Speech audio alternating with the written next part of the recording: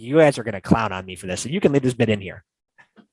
When I got back into Magic last year, and I was watching other channels, I came across Joey Moss, and he was opening up AFR, and he goes, Evolving Wilds.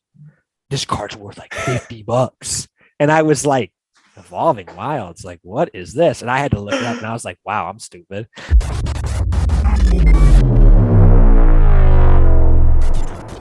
What's shaking, guys? It's Feldy bringing you another MTG Obsession video. And today in the house, we've got Spence MTG. What's up, brother?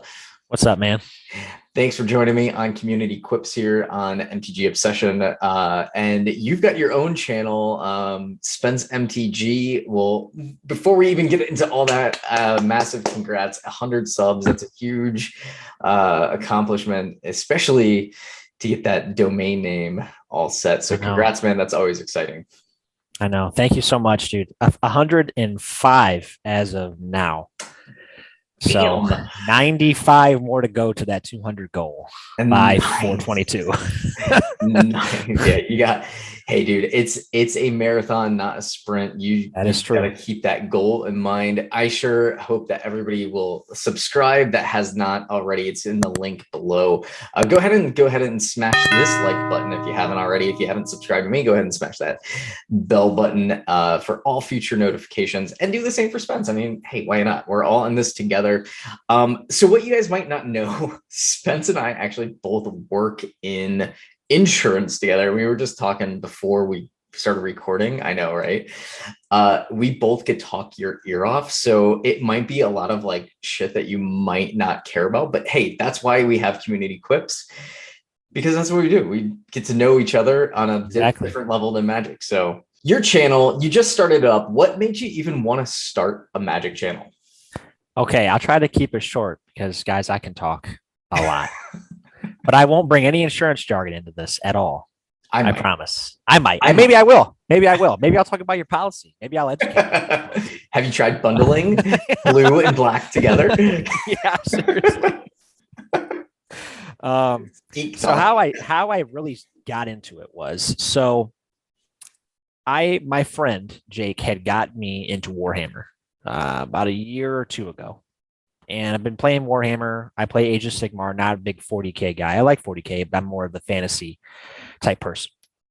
So he's like, hey, for your birthday, do you want Warhammer or do you want to try something else? And he was like, I have these Commander decks. We should play Commander. And I was like, what is Commander? And he's like, Magic, dude. It's Magic. I'm like, I don't know what that is. He's like, let's go to the game store and you pick Warhammer or Magic. So I picked Magic. And I was like, hey, haven't played the game since Core Set 2010. Holy smokes. What have I missed? And this guy was just like, he's like, boom, boom, boom, deck boxes. This is Commander. And then it's 100 card format. And like, there's all these different decks. And I'm like looking at all these decks. And I'm like, oh, I should get this Dragon deck. Nope, $500. Ooh, this Edgar Markov deck. Nope, $300. Dude, it's so crazy what they go crazy. For. Sealed. And I was like, whoa, this is a pre-constructed deck that's $300. And he's like, oh, dude, this deck is busted. That's why. And I was like, okay. And then he's like, hey, AFR is the new set at the time. So I picked out. Just got back into the game. Yes, I just got back into, because I like D&D, so I liked AFR.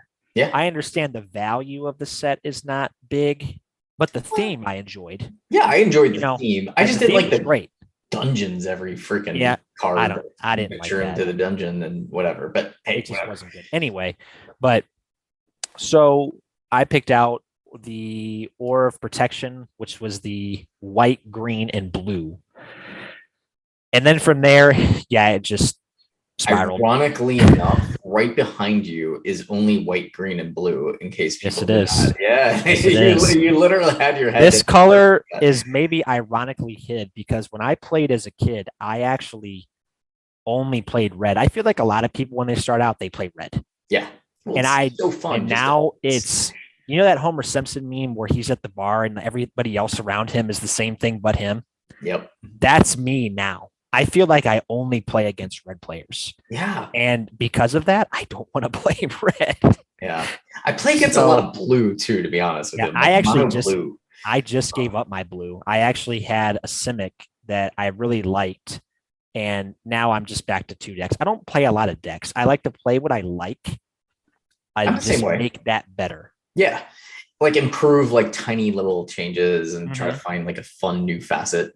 And then, I mean, like as you know, I mean, if you're playing Commander, you got 100 cards to go through. So like one change is going to A be lot. huge in the deck, and it Yes. can make or break the deck. So that's awesome, dude. But okay, so real quick, I want to like kind of backtrack a little bit. Yeah. So when did you actually first get into Magic? 2010 itself, or did you get into it as a No. kid? Oh, Or I got into it as a kid. I got okay, into it as far back as I can remember. I can remember Kamigawa, but that's not when I okay, started. yeah, I my best guess of it would be 2004, which I had to look it up, was Dark Steel.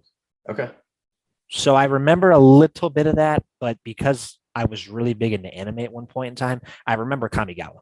okay. Because if you liked anime way back then and Kamigawa came out, it was like, whoa, samurais, oh, dragons. And it's like, Yeah. it was the coolest thing. And it's so funny. I loved that set, but people that are older than me were like, man, I hated that set. Bushido was So so stupid. I'm probably a decade older than you, Yeah, man. I'm only 30. Yeah, So, I'm exactly almost a decade older than you. So I mean, I've got all the grays and everything to prove it. oh But no, I it's mean, under the gray is under this hat. I work in yeah. insurance.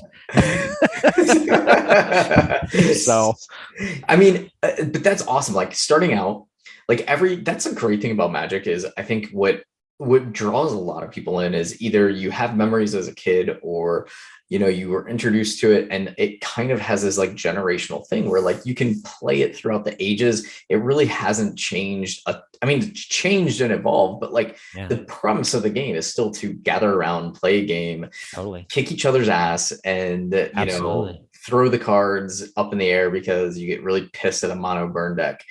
And yeah, I mean, Absolutely. that's really my son refuses to play against me when I play red.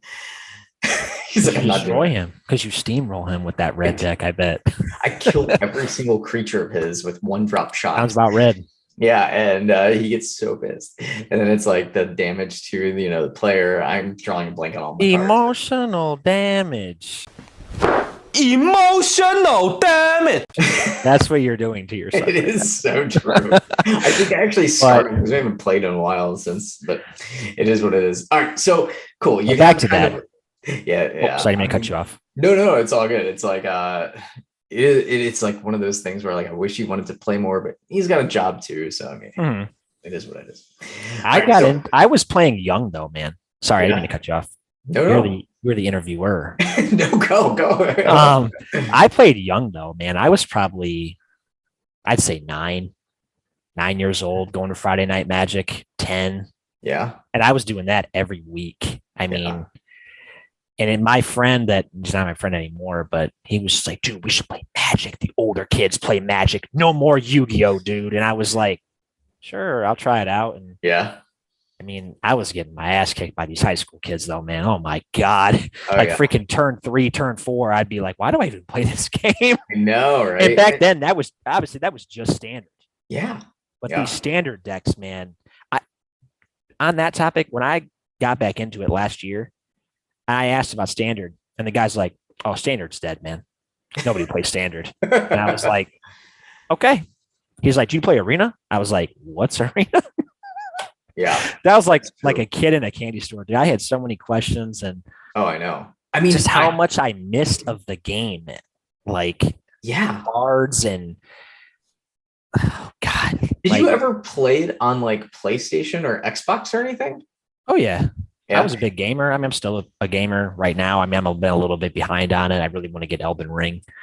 I really like all of those games a lot. I'm a really big fantasy gamer. I Okay. love RPGs. That's like my number one thing. I'm not a Call of Duty guy Yeah, I'm not either. at all. The only shooter I'll play is Destiny 2, which I haven't even started up the expansion, but Yeah. Magic is just kind of taken everything right now. And I enjoy it because I find it to be very relaxing. I love listening to everybody's show and being engaged and just I like that about it because it's like a nice de-stressor for me Yeah. because we're all talking about this together. It's And so that's the chill. ironic thing about it. It's Yeah. we're gathering just around these little pieces of cardboard. I know. You know, the one thing I really wish that was more of the gathering was if Wizards would give the content creators a little like juice, you know, because they kind of keep everything secluded. And I get it, like confidentiality. Like, I mean, they're making sets 2 years in advance. There's a lot of complex pieces, but you could sign confidentiality forms. And I mean, it's pretty easy. You're, you know, Wizards has massive lawyers versus a tiny little YouTuber. So if you breach that contract, you're screwed, but like, and you'd be blacklisted. But it would be really cool to have some of the content creators, like, I mean, tiny guys, you know, I'm a tiny guy. I mean, you know, I feel like those kind of people to elevate the brand would draw so much more attention to the game, because then people are like introduced to new people and whatever. And you probably have kids that are screaming now. Oh, me? Oh, yeah. My wife and I have no kids. Okay. Furry kids. Furry four-legged cat kids. There you go. The cat man. Okay. No, I just heard like this tapping, and I'm like, where's this tapping coming from? Is it my cat? Is it my wife? I don't know. Are lands being tapped? ASMR. Yeah, seriously. Pack ripping is ASMR. Yeah, God. Well, you had mentioned something like it's like you got ingrained in like Magic. I mean, it literally, like when I made the channel name MTG Obsession, I kind of made it tongue in cheek because I was like, oh, I'm like pivoting my channel. It has literally full blown been an obsession since. And it's really tough to like get out of it and like just like back off and be like, okay, I'm not spending any money. Like, we're actually recording this on a night where Twiddler, who I've been heavily involved with, is supposed to be doing a pack pull game or a mystery pull game, but he's actually taking some time and spending it with the wife. Much deserved. But absolutely. I was like, holy cow, like it feels so weird not to be doing something Magic related tonight. And obviously we are, but like, you know, it's just crazy, man. It's exactly crazy. Okay, I'm bummed he's not doing the show, but hey, he's got stuff to do, so I understand that. He literally like was messaging me like 2 minutes before we went into the Zoom here, and he's like, "Should I make a video that I'm not posting?" I'm like, go enjoy your your life, please.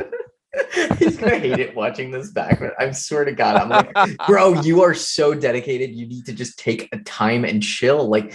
He's like, but people have buy-ins and I don't want to disappoint them. I'm like, yo, they will translate to the next week and people will love it. Like, dude literally goes above and beyond. Like, even when like something kind of messes up, he's just like, hey, here's a collector's pack to make. I'm just like, I know. Dude, you just have a whole storehouse, dude. You're like Rudy Jr.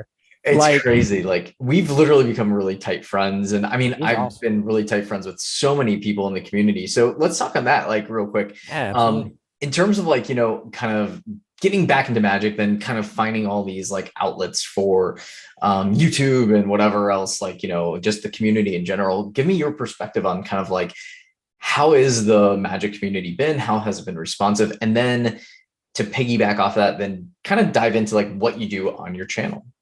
Yeah, totally.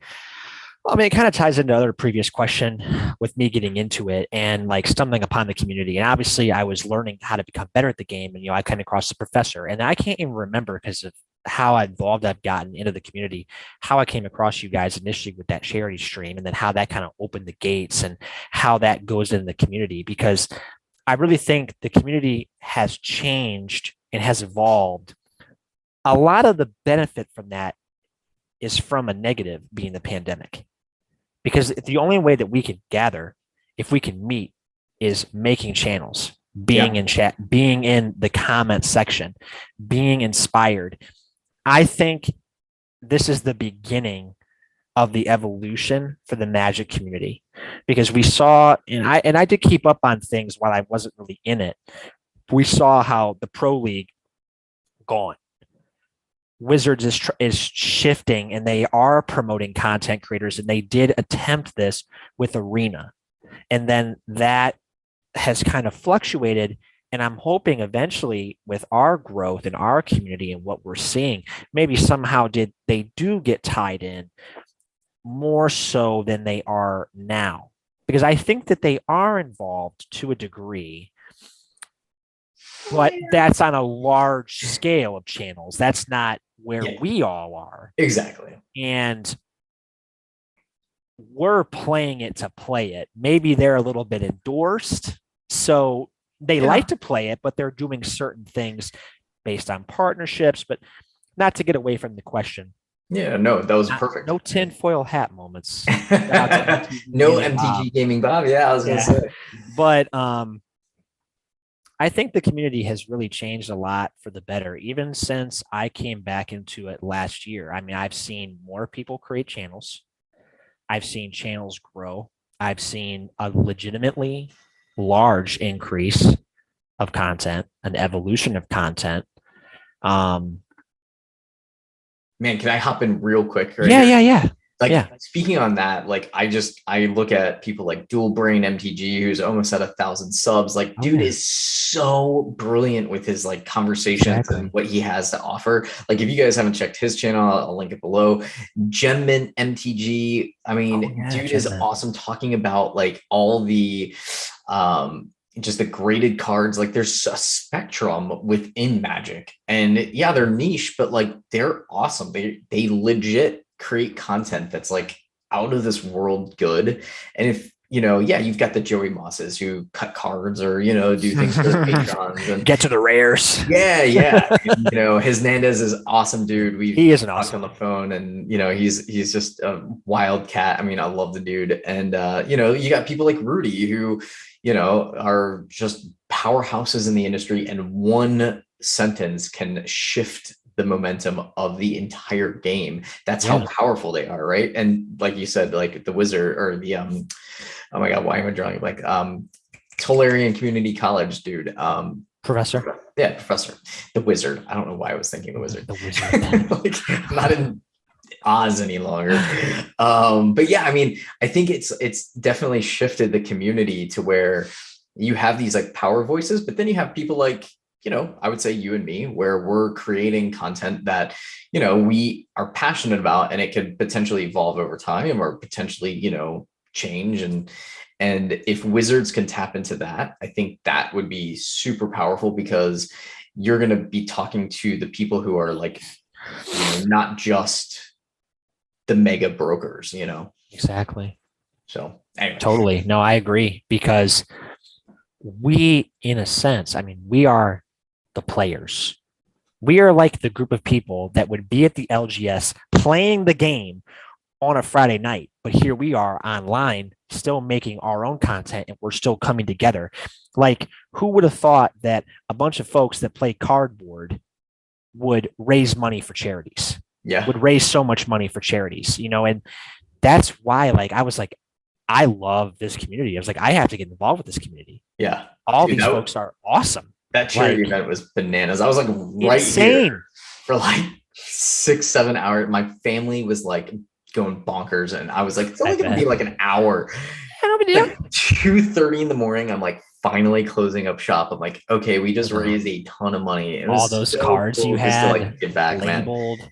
Yeah, it was cool. And then we got to do it again, and it was just fun. And so like we just, the community at large is so giving and cool. But so speaking of community, what do you actually do on your channel for those who may not have watched? Gosh, I'm doing this like I do actual job interviews, where I have to have the question given to me again because I go on some random tangent. What I do on my channel is, this is going to sound really basic, but it's the truth. I'm just myself on my channel. Who I am here, who I am at work, who I am with my wife and my friends and everybody is who I am on my channel. Yeah. Maybe I'll open up some packs. Maybe I'll open up a bundle. Maybe I'll talk about something, which I haven't done yet, because I'm trying not to piggyback off of other people's topics necessarily. Right. So I love what Dual Brain does, but I don't want to piggyback off that. So I'm like trying to think of ideas like, I should have some discussions of my own, because I don't want to talk about New Capenna, and he just talked about New Capenna, and I said the same shit that he just said. Yeah. So but it's not bad to do that, because it's a different flavor. So exactly. I do want to bring box rips to the table, because personally, I've never opened a box. When I was a kid, never bought a box. I didn't have the money for a box. I still can't get myself to buy one. You never bought a No, physical box? I have never purchased a box of cards. Oh Never. my God, dude. Spence. Never. I am a bad Magic the Gathering content creator. Post edit. I know. I just haven't. I don't know why. I'm a little hesitant. It's just I get sticker shock sometimes. I'm blown away. I know. I can't tell you the money I've spent on boxes. I have 3 draft Kamigawa draft boosters sitting in my basement, just trying to like think of what I can do with them. I've got a mystery collection or collector convention edition. I've got like Guilds of Ravnica. I've got tons of bundles. I buy every bundle and just save it, you know. If only y'all knew how frugal I truly was. Most of my packs have come from a Best Buy deal of the day sale. That's just it. Well, we'll talk offline. I'll give you my hookup and I'll let you get a cheap box. Because I have some LGSs I go to. I mean, I have one, it's 45 minutes away and he sells boxes for a pretty good price. It's just, I haven't pulled the trigger on it. Yeah. Yeah. I mean, I get it because the risk reward is high. Like you're not going to get back your value, right? But it's just fun. I love box battles. Like, I mean, obviously part of Kraken Packs and like his Nandez's group and a few other folks. It's a blast. Like we're recording this before my videos are going to be launched for some stuff, but I mean, there's some crazy stuff that you can win in battles, but dude, I think it's perfect to be your perfect authentic self, because that's honestly like what is going to draw people in. You don't want to be this fictitious person. And like, that's why I love doing these community quips, because I feel like we get to interact and I get to bring my personality out versus just like a lot of the times people will see me with just like cards and these are Marvel cards, but you know, I'll be like, okay, and here's this. And they're like, okay, well, you don't really get to see your personality. And it's like, it's true, you know? So like to tie into and like what you see on my channel, like when I opened up the Meat Hook Massacre, that was not put on. Like that reaction was genuine. That was I was through the floor. Yeah. Like when I opened up Underworld Games' Chaos bundle that I got from Kraken Packs from Matt, and I pulled that breeding pools. If you look, I almost didn't even realize that it was breeding pools. Yeah. Because I wasn't around for breeding pools. My first breeding pool was from Longhair that I won in Commander Piper. That's cool. And he's like, pick a shock land. I had to ask the comment section, what shock land should I get? I don't know what that is. Yeah. And DK's like, get this because you play blue. And I was playing blue at the time. Yeah. And so if you look at the video, I'm literally like, oh snap, it's breeding pools. Like that's me. I don't know how any other way to be than myself. Yeah, exactly. So that's what you get at my channel. That's awesome. It might not be the same thing every single week. It might not be the same thing every single day, but it's genuine, and that's what matters. Hey, and honestly, that's why people come back. I mean, I think that's the appeal of MTG Attitude with the crew there. You know, they're doing just these hilarious like intro videos, and they're just authentic guys. They're really good, down to earth, good shit people. And it's like, you know, like Twiddler, you know, he's just a normal dude. And that's why I think people really relate to him, is he's just this goofy guy who loves to have fun. And like, he just has this knack about him. And, you know, for your channel, it's the same thing. It's like, you just are a genuine dude who has that like raw emotion. And I think people connect with that more than they do like somebody who's kind of staged. And I don't want to say Rudy's staged, because Rudy is very, very intelligent. He's a great guy. Very intelligent. But I feel like some of it is calculated for his stuff. You know what I mean? Like, and it has to be because he is a bigger name. And I worked in radio for 10 years. And I mean, the stuff that you have to do is halfway a show, because it's all theater of the mind and you have to have this like persona. And then once you get to like kind of release from that and like get into like this venue, I feel like this is a lot better for me. And I don't know about for you, if you feel like the same, where, you know, you just kind of get to be you and it's cool, you know? Oh, absolutely. I mean, my background professionally is I was a salesman at Best Buy for 5 years before I went to insurance. All I know how to do is talk to people. All I know is how to be All I know is how to be myself. Everything I do is selling myself. Yeah. If you don't like me, if I can't sell you my genuine self, how are you going to buy my product? Yeah, exactly. You're not.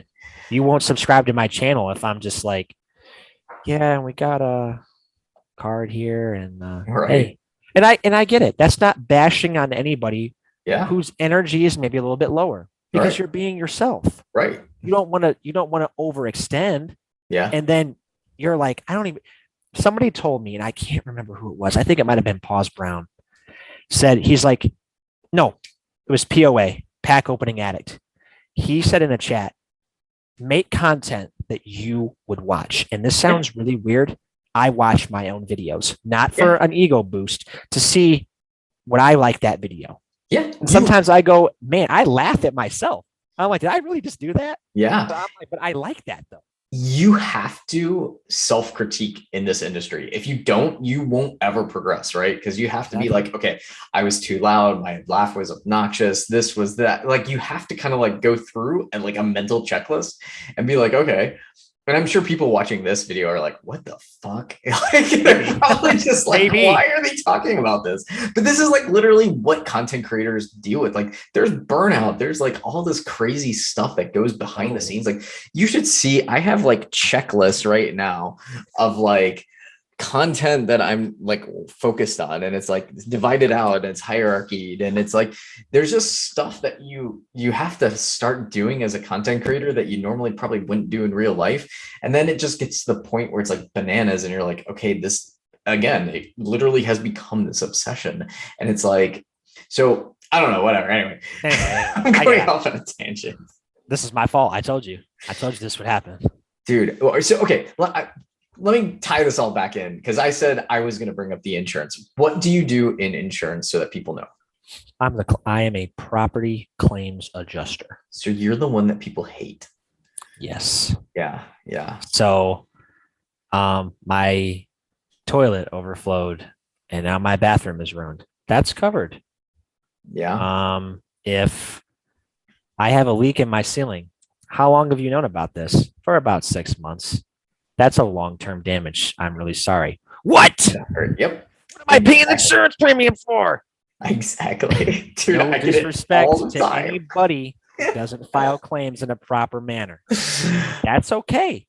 It's your priority. See, just don't be upset. I'm the one that people love because I talk to them as a salesman. So I get to sell them on the policy and hype it. And then, but I do have that background though. I'm done. Yeah. Hey, I get that. I do have the front line background. Yeah. Yeah. So I do know the policies, and people ask me, is this going to affect my policy premium? And I'm like, well, if you choose to file this claim, it's probably not ideal for you. You actually will lose your claims free discount. Or like, oh, I don't want that to happen. Yeah. And I'm like, then don't. So insurance tip is always pay for something out of pocket if it's cheap enough. Yes. Another insurance tip, check your property policy, because you have trading card coverage and the maximum is 1,000 and it's 200 per card, maximum up to $1,000 ceiling. And I know most of you guys have thousands of every dollars. Company is going to be different, but that is true. Every company's different, but get with your agent and get the proper coverage for your freaking Magic cards. I had a guy lost 20 grand in Magic cards stolen. Holy 20 shnikes. grand. I had a guy had 20 secret layers stolen from his house. Yikes.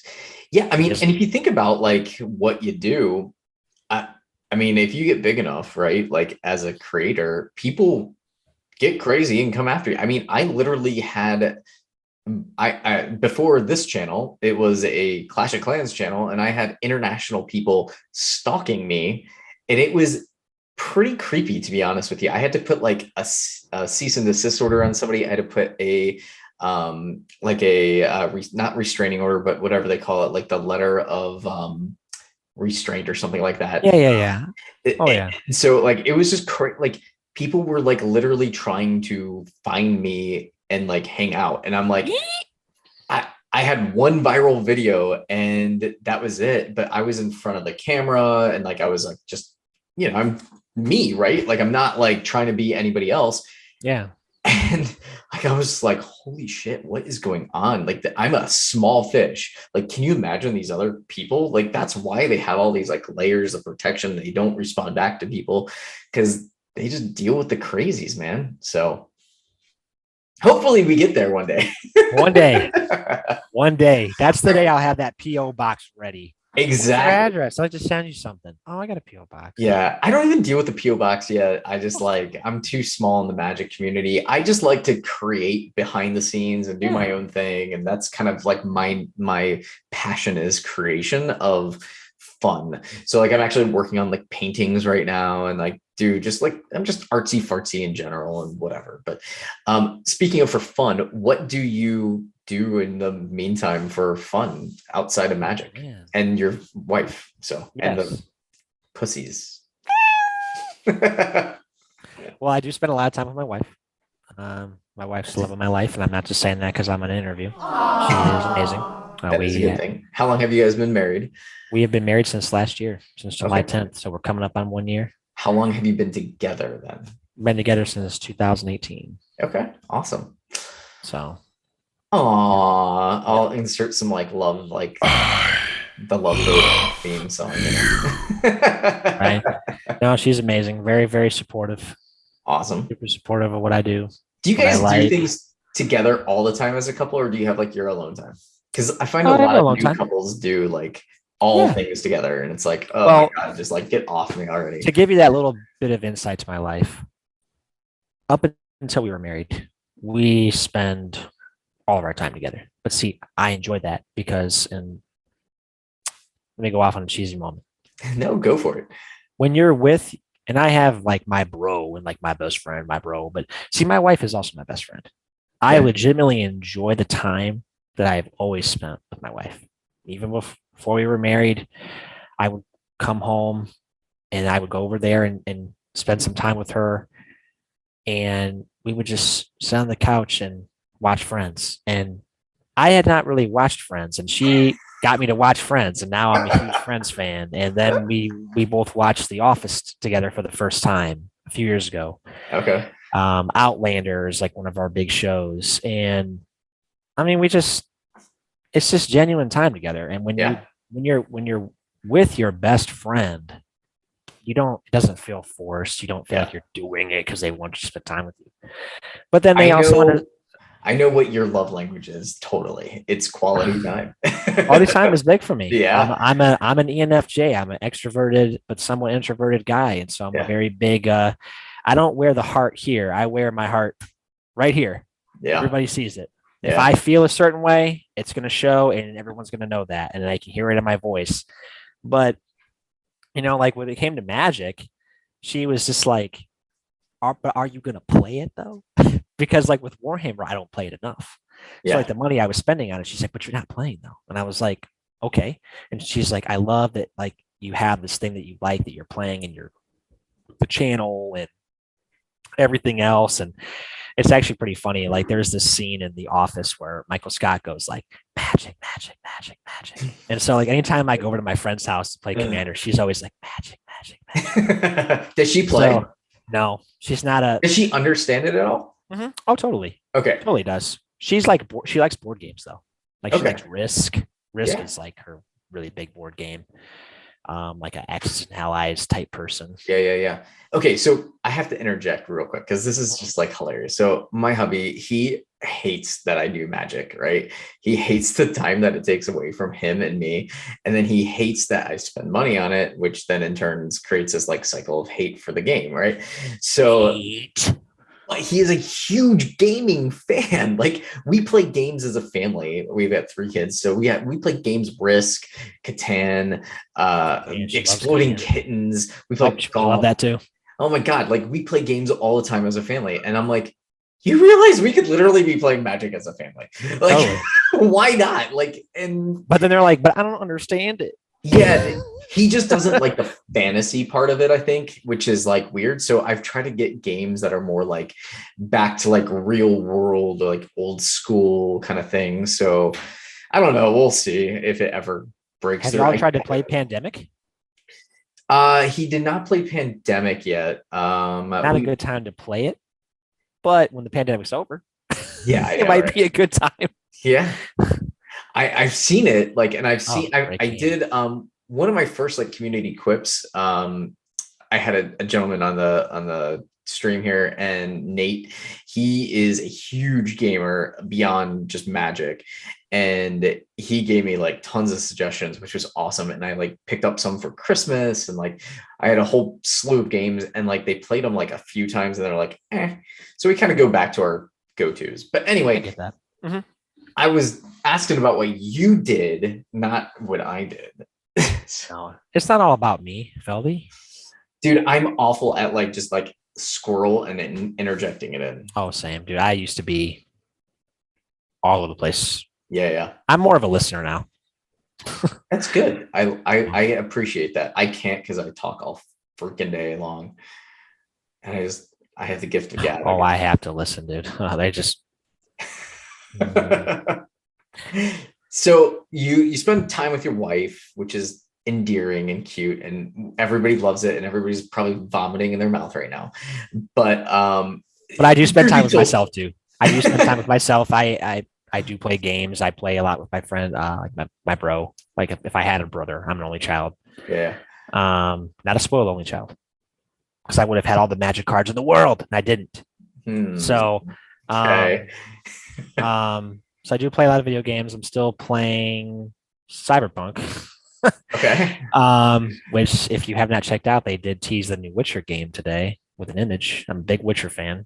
What else am I playing? I'm playing Dead Space 2 for the first time. Okay. Man, what else am I doing? Dragon Quest 11 for the Switch. Do you even lift, bro? Yes, bro. I go to the gym 6 days a week. Dude, that's impressive, I gotta say. It's a very dedicated thing that sometimes I absolutely despise. But I also loved it when I went too. Like, I mean, I'm sure you have that love-hate relationship. Other things though, I like to hike, I like to fish, I like just being outdoors. I love music. I'm all around music type of guy. Okay, so music, I mean, I was in radio, so it's like piquing the heartstrings here. What was I mean, I know we were in COVID, but like, what was like the most memorable concert that you had, and what was the last concert you went to go see? I might lose subs for this.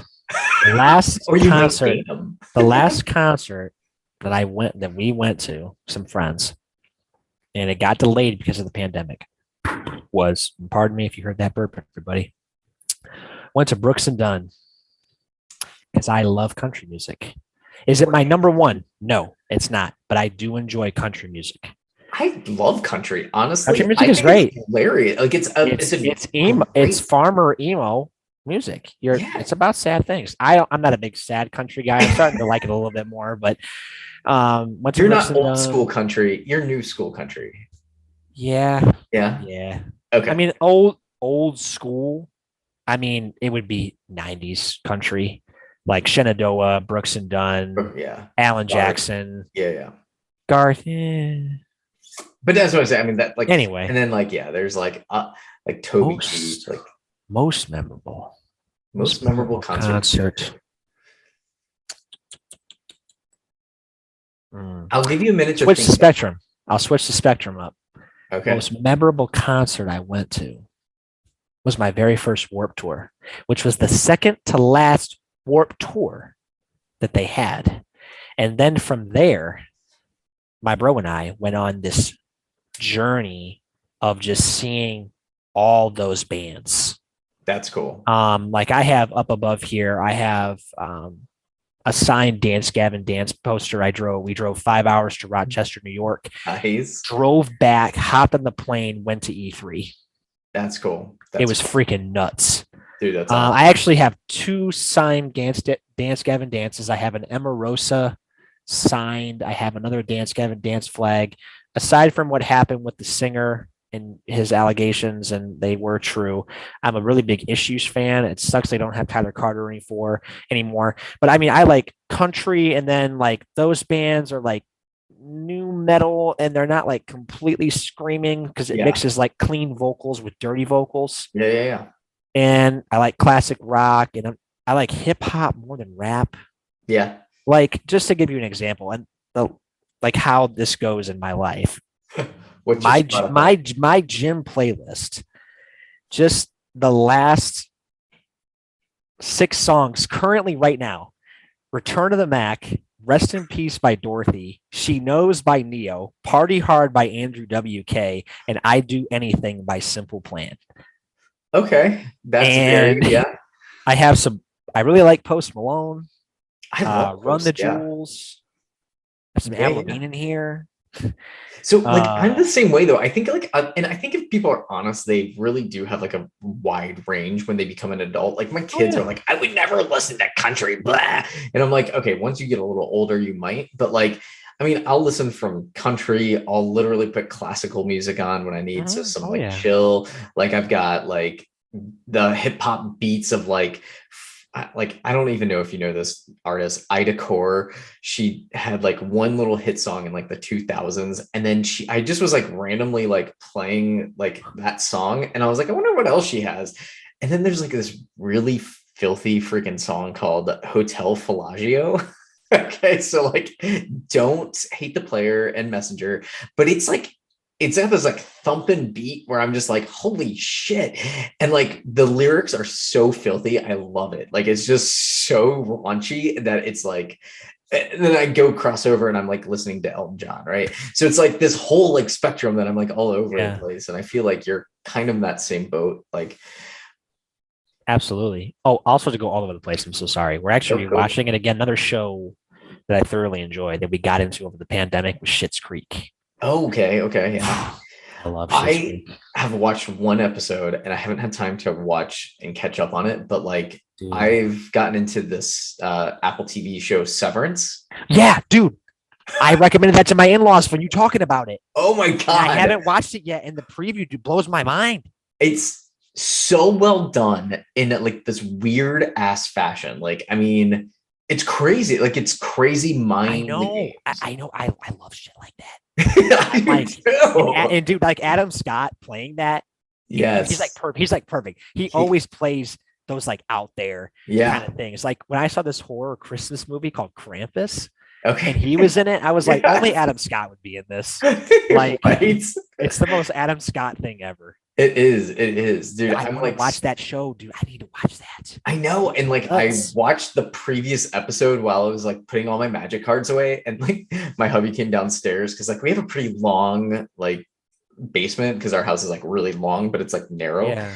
So I have like all these cards like all over. And he comes down and he's like, you're kidding me. And I was like, what? I'm organizing it. Like, that's what I do. I'm watching Severance and I'm organizing my magic cards. I'm in my happy zone. And My he was wife will do like, that same thing. She'll be like, cards. It's like, more cards. I'm like, they gotta be scanned.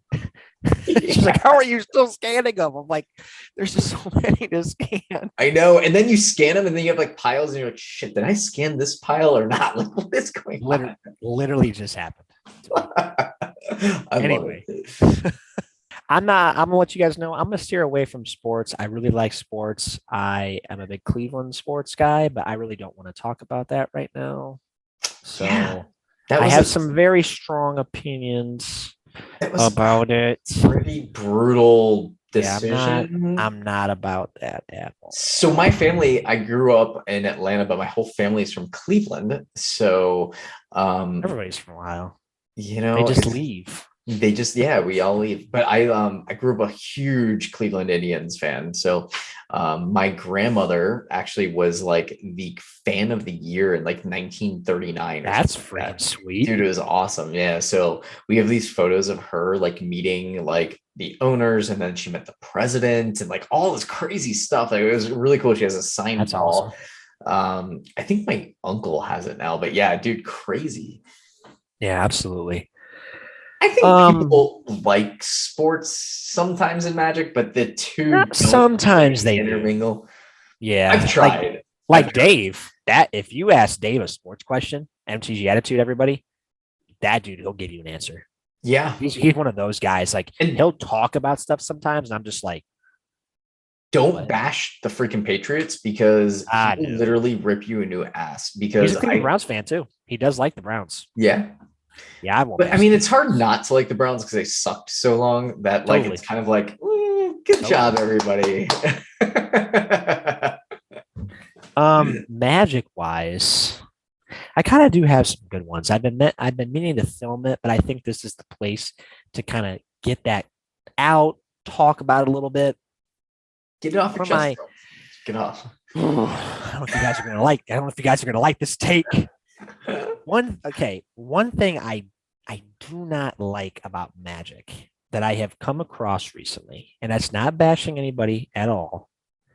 Sometimes I think the value aspect of it gets a more higher level of importance than the playability of it. And I think sometimes that can contribute to disconnecting from it, or maybe you get a little burned out from it, because if all you're thinking is, I got to open up some heat in this pack or I'm going to be upset. There's no better example than the last set of Kamigawa Neon Dynasty with the collector boosters. Right? You know, and it's upsetting to see it that way, because in your heart, you care about playing it, but you obviously want something good from your investment. I would just say, and once again, this is not a plug at anybody, don't let that take your soul out of the game. Yeah. Because everybody wants that. Yeah. But if you don't always get it. Yeah. And that has been common in a lot of sets recently. And I think that happens because when Wizards puts out a set, that thing is juiced in the beginning. It's like when a game company puts out a game and they're like, oh shit, we need to patch it. It's too crazy. It's too overpowered. That's MH2. And I missed MH2. And the stuff that I've seen opened up now compared to what I saw when I looked back at old videos is not even the same thing. Yeah. It's because they knew that they had it too juiced. That's Absolutely. What happened to Val. Val was like showcase, value. Then all of a sudden it was like, I don't know if it actually started that way, to be honest with you. I think Val it did for Joey Moss.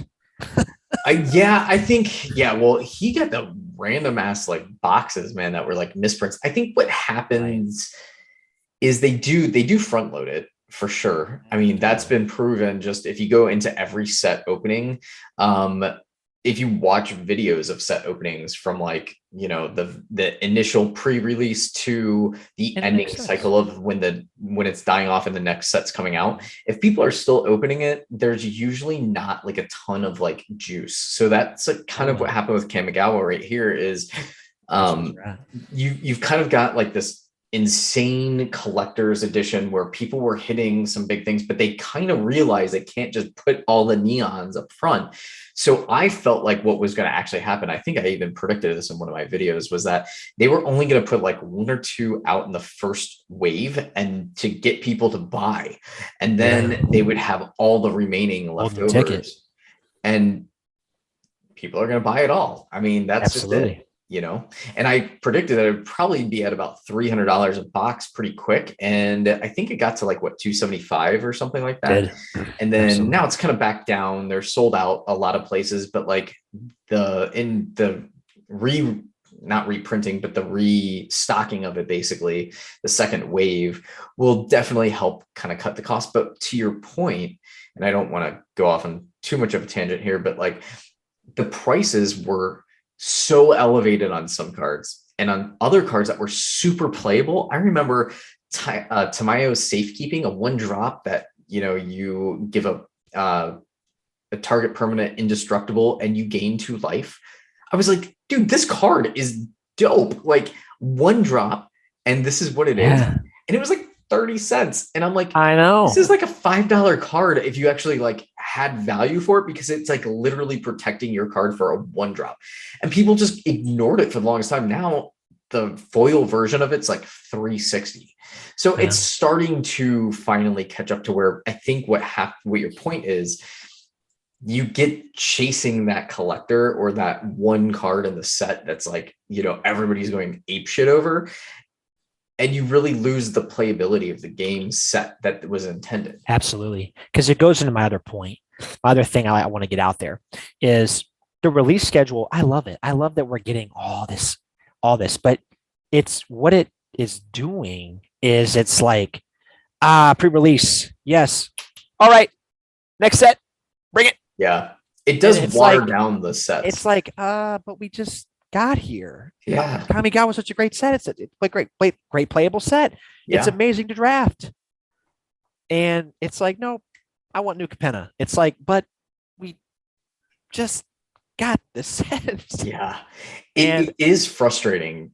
I mean, because you want to be playing the set, and I think what Wizards needs to do is maybe take one every quarter out and just have like maybe two every quarter, so that way it's not as saturated and people can actually enjoy it, and maybe like the value in the market will go up, and for those people who do want to collect, but those who can play it, they actually have access to the product. You know what I mean? But I do get their perspective, being business and 100%. how long they've been a card game and they've stayed afloat, and how they're trying to stay afloat, and how they're trying to stay how they're trying to stay relevant. You know, it's like when they brought Post Malone in as a partner. To me, that made sense. I love that. The whole thing on the I Hate Your Deck and with the professor and rip to I Hate Your Deck. If you guys have not checked out that news, really upsetting about Michael Lynch. I'm not going to talk about that. And that's he made his choices. I don't agree with them. But there's other great channels to go check out, so go find those. Like these channels, like our channels. Yeah. Exactly. Positive energy. Exactly. So, but being a pause Brown, the positive energy man himself. Yeah. I just don't want the value of I don't want the playability of the game to get lost. I don't think it's going to. I think that folks coming across more and more content creators brings that in, because they're seeing like, oh, these are how these people feel. This is how they feel about the game. This is how they play the game. You get educated real quick, by seeing people on the internet play this game. So I just don't want that to get lost. And sometimes I feel that it does. And I feel that that's how that is at the beginning of the set, which it makes sense because you're after the chase. But I want that chase to continue. Yeah. Like, oh, I want to keep opening this set. Oh, I really like this set. Oh, it's so playable. I love it. It's so much fun. And I don't want it to be like everything in this world. It's like scroll. Okay. Right. All right. I just don't want that to happen to the game. I don't want that to happen to people, because that takes away from what the gathering is. If you're just focusing on the value, it's like you're just trying to get through your timeline. Right. If you slow it down a little bit, you'll be like, oh, okay, I get it. There, I can have the value and I can play it and I can respect the not so high cards and read them and go, wow, this is a really great card. Like you said, how is this 30 cents? How is this 5 cents? Yeah. And it's I think weird. One of the biggest things, and I'm going to put my tinfoil hat MTG Gaming Bob on for a minute, is the reserve list really does create this really tough dichotomy for Wizards, because what they've now set themselves up for failure, and what they have is stats don't lie, right? So like the stat of them producing these mass products, they're actually making record profits. So they're not going to slow that down, right? Like as much as like maybe we would like to as a fan, just to kind of like slow it down, you're kind of overwhelming us. That's not the case. They will literally just keep pumping out, because you follow trends, and when you follow the numbers, if their numbers still stay or increase this year, you can almost expect an extra set to be interjected, like a holiday bonus theme, or like a midsummer kind of thing, where they're in it for money, man. They're not in it for making our collectors feel cool or have cool cards. I mean, they have that, but they've made that transition because they've seen what it does to product spike. Absolutely. So I mean, as somebody who didn't know about the reserve list when I came back, I was learning the term unlock the reserve list unban their reserve list. Yeah. And I was like, what is the reserve list? And I actually learned a lot about it from MTG Moxman. Yeah. If Dude, nobody, if you Moxman's have, awesome. he's awesome. That guy is super knowledgeable. Yeah. Him Oh, and Matt dude. Castor Mage, dude. Oh my God. Dude, our whole Tons of community, knowledge. I would love, so like I've actually kind of tossed this idea out. I had a sticky note somewhere. If I just turned my channel into like a total community channel where like everybody could post whatever they wanted with a login, as long as you signed a little contract that said you wouldn't change the password. I mean, how cool would that be? Like you I have agree. one channel, a super channel where people can like post everything and like go off on rants. They could, and then you have one little place like that's like kind of a little goal of mine, but it's never going to happen because people like their individuality and there's too much pressure for, you know, craziness to happen. But it would be cool. And that's kind of like maybe we can make it happen one day. So not to like sidetrack magic, but like, you know, kind of talking about the channels and stats and stuff, and like what my dream for the channel would be. I've just watched like statistics on videos, and like as we kind of get to this like threshold, like nobody's watching this portion of the channel. So I want to make, or the video, I want to make sure that like I want to put like a little disclaimer in here, like, hey, watch to the very end. Yeah, right. Dude, I also like food a lot and travel. So I actually am subscribed to a lot of food channels. Oh, yeah. And competitive eaters. This one competitive eater, he literally goes like, don't skip it. I know you skip it. Don't do it. It's like, so true. And it's almost not your fault. Yeah. My fault, your fault, anybody's fault that you skip. Because it's how we are now. Processing. Yeah. You know, I don't know if y'all have noticed, when you load into YouTube now, it goes into shorts now, just like Instagram. Yep. It goes right into a reel. And I'm 50-50 on shorts. You guys know on my channel, I have a couple of shorts and a lot of views have come from that. But do you get subs from shorts? No, because people just go, haha, okay. But you're only creating 30 seconds to 60 you're only making 30 seconds content. Which... But that's what makes the videos hard sometimes, and where you get that statistic up, down, because people go, oh, okay. Totally. And that's okay. It is. I'm not asking you to watch them. If you want to, go ahead. This format for me is awesome. I love long format. Like I put podcasts on in the background. I'll be working. I'll just listen.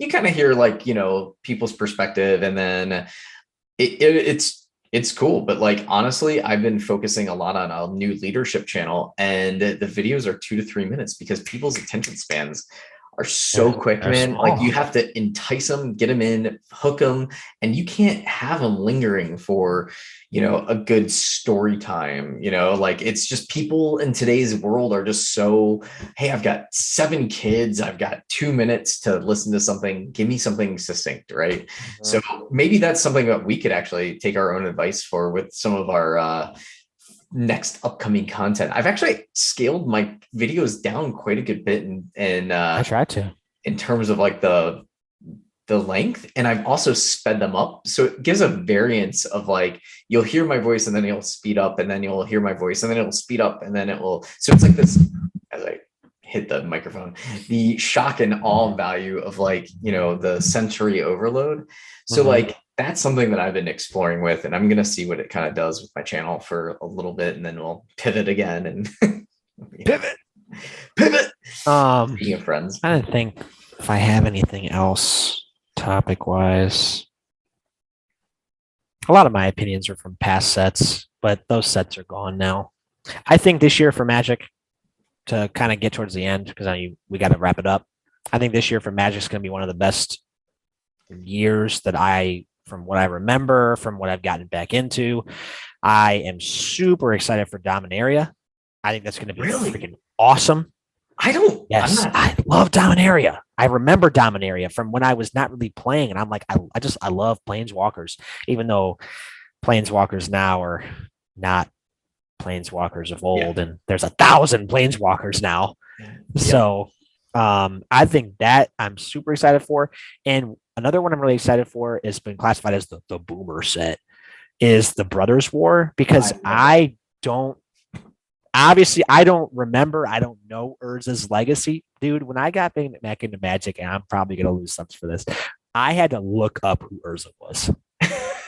I'm not kidding you. I was like, who in the F? Well, you weren't playing it during that but time. I wasn't playing though. But I wasn't playing. I don't know Ice Age, Dark Age. Oh my God, Legacy, Empires, Homelands. You don't know Empires. Oh man, some of those brutal sets that we had. I felt like Fallen Empires was on the shelves for like probably 3 years. It felt like as a kid. Yeah. You know, and so I can understand, kind of going back to our full circle topic of like why Wizards puts out the content so quick, because people had Ice Age for a year. Exactly. People had Fallen Empires for a year, and the sets just suck. Like, I mean, they just suck. There's no way around it. I had a guy at one of my, because I have 3 LGSs in my area, and the guy that owns one of them is an original judge, OG from when it dropped. Wow. He's like, from the time you're gone, he's like, you missed some good sets. He's like, he's like that too. He's like, you missed some real trash sets though. He's like, they were shit. And I'm like, okay, I guess. And like, you know, I don't remember that stuff. Like I said in one of these comment sections, one of my all-time favorite cards is Platinum Angel. I thought that was the coolest card when I was a kid. I love Platinum Angel. The effect, the card art. I'm like, this card is freaking sick. Yeah. And I didn't even know that cards were getting reprinted, and so how many of them have been reprinted, dude. You guys are going to clown on me for this. And you can leave this bit in here. When I got back into Magic last year, and, you know, I was watching other channels, I came across Joey Moss, and he was opening up AFR, and he goes, Evolving Wilds. This card's worth like $50. And I was like, Evolving Wilds, like, what is this? And I had to look it up, and I was like, wow, I'm stupid. Like, but I didn't know. I didn't know what's worth it or what's not. That's why you'll see me have that moment with breeding pools where I'm like, oh yeah, it's breeding pools. Yeah, because it's worth like $20. Yeah. I can't tell you how many I scanned every single card. Like when I scanned my FR commons, and I was like, Deadly Dispute, $4. I had like 4 of these. Yeah. And that's when I got into that playability aspect, because I'm like, there can be value anywhere. Yeah. And value is, what's the word? Perspective? Yeah. Yeah. It's intrinsic into the player that, you know, wants to play. What do you find that's valuable? Yeah. Lands to me are valuable. I love lands. Lands are my favorite thing. I think lands of Magic tell the biggest story. Yeah. Without having any words. They've honestly done so much more. And they've kept the lineage of the land being valuable to the game, because ever since it was introduced, land was valuable, and it was really cool. I mean, look at Sol Ring or look at Black Lotus. Yeah, I didn't know how long Sol Ring's been around. I didn't even know that until a month or so ago. Yeah, I didn't know that. Yeah, I always knew about Black Lotus. I always knew about that. But you know what's crazy? When I was a kid, Black Lotus was $200-$300. Yeah, it was $100 in Inquest. Birds of Paradise. You know, those were the cards, and big cards. Yeah, Force of Nature. I'm kind of getting off topic, but like just the things I remember when I was a kid, and like one of my chase cards that I'm still after that I haven't even purchased a single of is Emrakul. Yeah, I know Eldrazi's are enemies, but dude, they are the coolest enemy in Magic next to Phyrexians. Like I just got the Phyrexian Secret Lair from Tornado Joe, and I love it. That's awesome. Because like their land is death metal. Yeah, like it's just so cool, and like it is.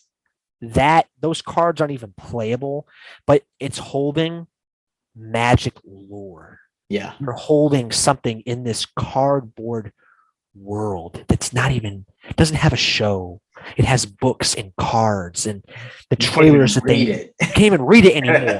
Like their most recent book, War of the Spark, which is very, very good. The first one's good. Anyway, I'm getting off on this. I told you guys. No, go. But that's what I love so much about Magic, and I think this year is really it has introduced a lot of new things, the technology, and maybe soon to be cars. And well, there's already vehicles. There's always been some vehicles, but I think it's introducing that sci-fi. And it's going out of the boundary, which a lot of people are a little shaky on. But they're also going to bring that back and say, "Hey, Yeah. here's Dominaria. Here's Brothers War. Here's that stuff you guys love. Here's that fantasy that you guys just love. Baldur's Gate Commanders Legends." I'm telling you, that is going to be the second chance for the D&D, and it's gonna crush it. I don't know how they're going to make a Legends Commander Legends set around, and this is to quote Strong Brews, MTG Strong Brews, how they're going to make a Commander Legends set off of Baldur's Gate, because I agree with him. Baldur's Gate is one book. Yeah. Unlike Forgotten Realms with Driz, books. Yeah. Yeah. Now we're doing one. They're gonna find a good. They're gonna find a good way to do it. Yeah. I think they really are. They've done a beautiful job with their art direction and conceptuality of the last few sets. Now, Val, I felt needed a few more vampires to really like elevate it. But like if they had that, I think the set would have been really good. But like it's just kind of because people were expecting this like, vampiric renaissance, and it wasn't exactly. Really. And I won't even touch on double feature. We've beaten that horse into the earth. Hey, I have no hate for double feature. I don't either. I just think it. I conceptually love it. Same, but I'm not going to touch it. I think I haven't purchased any pack myself. I think it was all the brilliant. Like they had so much they could have done with it. I know they did. They could have. And what they did with that secret lair is what they should have done with double feature. I disagree, and I'm going to give you my 2 cents on that. As an art director, the absolute craziness that are those art posters is absolutely atrocious to the eye as a set.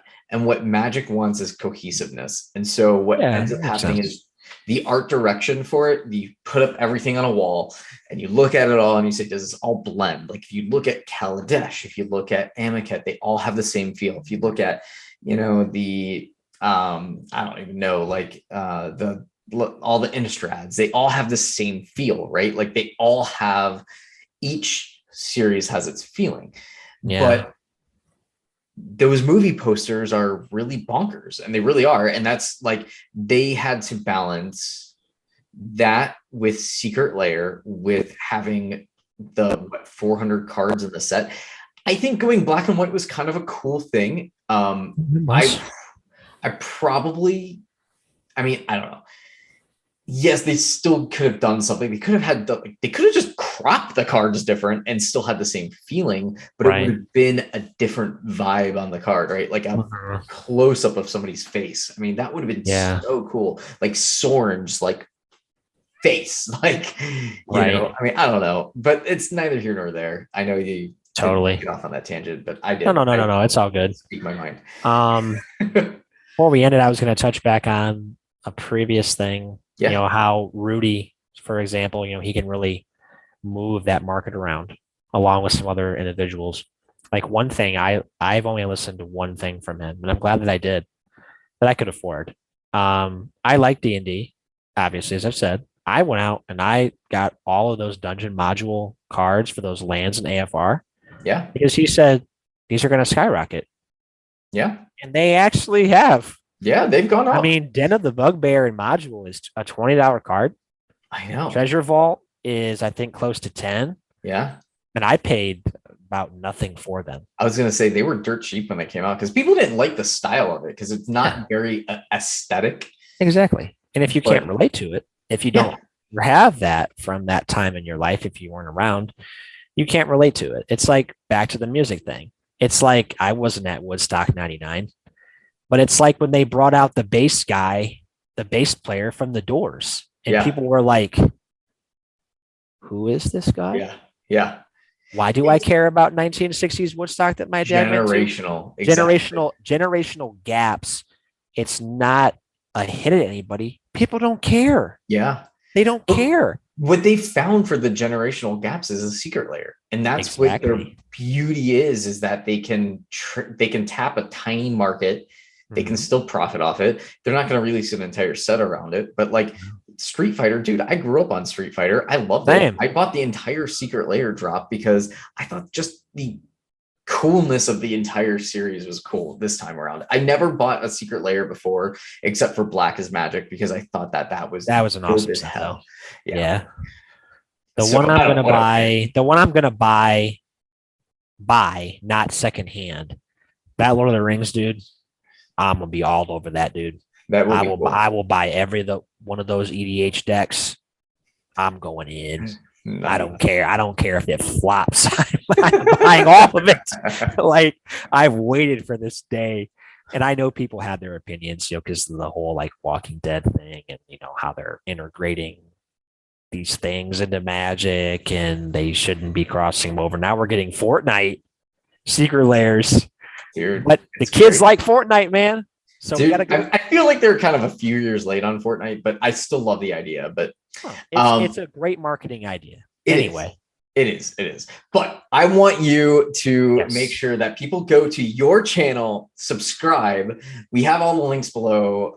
Smash his bell button. Make sure it gets smashed because, like DK says, what happens when you smash it, it goes away. But that's the point. You want to smash it so that it never has to be ring ever again, and it will just pop up in your notifications. Make sure you are subscribed over to Spence MTG. What else, Spence? I mean, what else are we forgetting? Go spend quality time with Spence because he'll love you. Yeah, come spend quality time with me. There, I will have some live discussions. I will do some discussion videos, but realistically, I'll never ask you to sub. I'll never ask you to like. I will ask you to sub. I have no shame. I will say thank you for liking, subbing, commenting, all that good stuff, but that's up to you. You guys can do that. It doesn't take a lot to subscribe, though. You can subscribe to my channel. Don't hit the bell. You don't ever have to watch my content. But help a brother out because I'm trying to get to 200 to give away these pre-release kits for Duke Penna because I want you guys to have these kits. Because you know what? Not everybody can afford kits. And if you win one and it's free and I ship it to you or I crack it on the channel and ship you the cards or I keep it sealed and send it to you and that makes your day, that means the most to me. In my professional career, I'm not there yet, but my dream, your dream is my dream. I want to motivate you. I want to help you feel your best. I want to help you make that shift from your stress to your best. And if watching my channel, just talking about Magic and me opening up and filming this Crimson Vow bundle later, maybe makes you feel better, then I encourage you to come there because you're going to get a genuine person. And how I am in this show and me saying things of like, I probably shouldn't say that I thought Evolving Wilds was worth $50 because Joey Moss said so, but I don't care because that is me. You know, that's going to be I make mistakes. Right? Yes, I make mistakes and I say incorrect statements, but I make up for that by being humble and genuine and saying, okay, I'll learn from this. Evolving Wilds is not worth $50. Yeah. Okay. I get that. That's fine. Yeah. Everybody gets one, right, Spider-Man? Hey. So, but yeah, I encourage you guys to come to my channel, come check it out. It's a very, very positive, great place. Absolutely. I hope I can inspire you to absolutely, man. Yourself. I gotta just pump them real quick because I mean, if you haven't watched these videos, they're awesome. Go make sure you guys are supporting Spence MTG over here. Check out all of his videos, all of his content. He's a great dude. I know he won't ever self-promote himself, but I will definitely be his cheerleader for you guys. Spence, thanks so much, man, for coming onto the channel today. I've got a shitload of editing to do here for us. It was me. See, I did all that talking. Now you have all this editing to do. That's my fault. I'm sorry. Your husband's going to be like, Spence MTG. Dude, I love it. We're gonna have to do like part 2, 3, 4. Like, we got so much. We gotta get like a big one. Like me, you, Twid, Attitude, Pause. Dude. Oh, we should do like the Brady Bunch, right? Yes. Like the that's what we need to do. Okay, we're totally setting that up, and that's gonna be like our next thing. Okay, so next community quips, we gotta get everybody in. Yes. Twid has a really good idea. I'm going to talk to you about it offline here in a second, but little spoiler alert for everybody. So, all right, guys. Well, thanks so much for checking us out. You guys have a great rest of your day. And until next time, Feldy, peace. Later. Peace.